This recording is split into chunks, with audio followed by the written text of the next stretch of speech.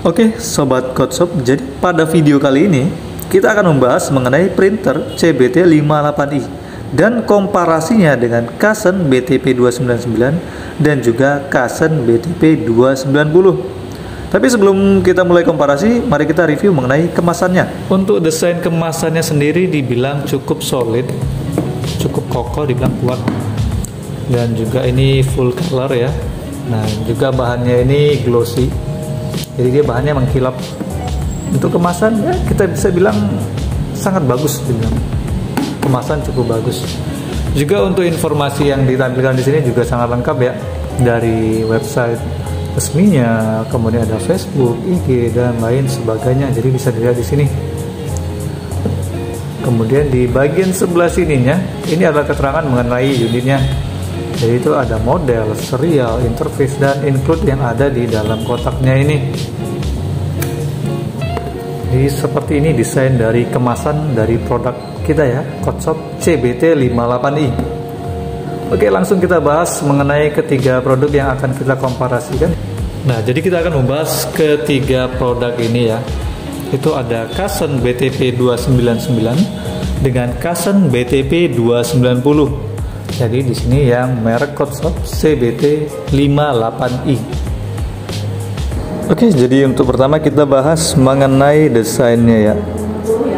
Jadi yang pertama itu akan kita bahas mengenai desain BTP299. Jadi untuk desainnya itu dibilang yang ini lebih kecil bagian atasnya sih.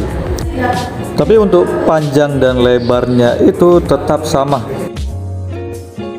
Kemudian untuk Kasen BTP290 untuk desainnya juga sama sih, hanya beda di bagian atas. Jadi bagian atasnya itu dia sedikit lebih besar. Tapi untuk panjang dan lebar tetap sama juga. Jadi ketiga unit ini panjang dan lebarnya juga sama. Hanya berbeda di bagian tutup cover dari ketiga printer ini. Nah, jadi pada Codeshop CBT58i di bagian atas dia terdapat semacam pembuka ya. Jadi untuk membuka atau mengisi kertasnya itu tidak terlalu sulit.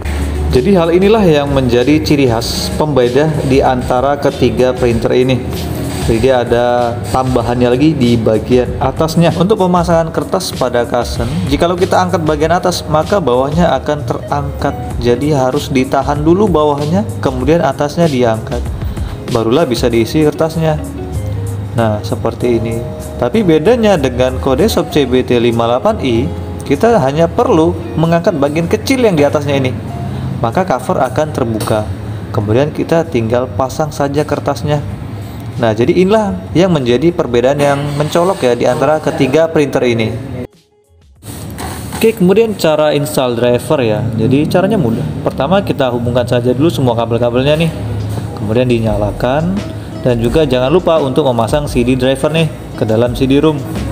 Nah, setelah kita pasang CD-nya, kita tinggal masuk ke File Explorer, kemudian cari pada bagian CD-ROM-nya. Nah, di sini kan sudah terpasang nih, tinggal kita buka saja, diklik 2 kali. Kemudian tinggal pilih aja tuh pos 58 thermal. Tinggal kita jalankan, diklik 2 kali. Nah, setelah diklik 2 kali maka programnya akan jalan. Kemudian di sini kita tinggal pilih aja yang bahasa Inggris ya. Kemudian tinggal klik next. Setelah kita pilih next, nah di sini pastikan ke USB karena kan kita menggunakan kabel USB.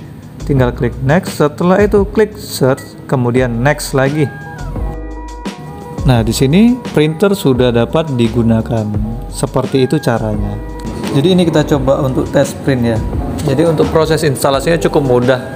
Tinggal hubungkan printer dan nyalakan, kemudian pasang CD driver, jalankan programnya. Nah, printer sudah siap digunakan. Jadi semudah itu.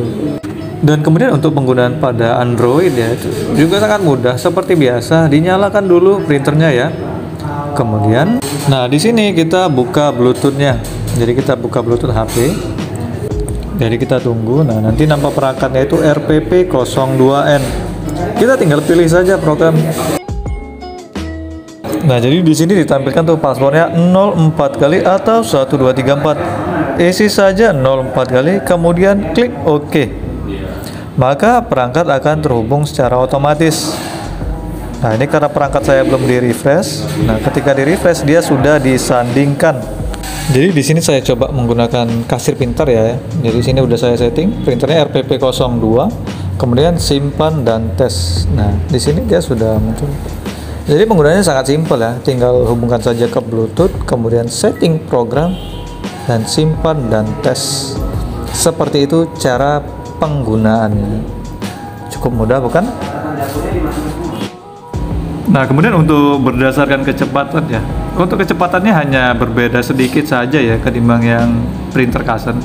Nah, jadi di sini saya ada coba untuk tes print ketiga printer ini secara bersamaan. Nah, jadi hasilnya hanya berbeda sedikit saja kecepatannya. Oke, jadi itulah tadi video mengenai komparasinya. Jadi kesimpulannya di sini bisa kita ambil untuk dari segi desain. Kalau segi desain ya menurut saya Kotsoff CBT58 ini lebih mudah untuk pengisian kertasnya. Kemudian untuk dari segi instalasi dan penggunaan ya dari ketiga printer ini. Kalau segi instalasi sih dibilang cukup mudah sih karena kebanyakan printer penginstalannya juga sama. Kita tinggal nyalakan, pasang CD driver, install, selesai. Kalau dari penggunaan ya, kalau penggunaan itu sama aja sih. Kita tinggal menghubungkan saja Bluetooth-nya, kemudian dia sudah terpairing. Oke, mungkin hanya ini aja yang bisa saya bahas. Untuk lebih dan kurangnya mohon dimaafkan. Sekian dan terima kasih.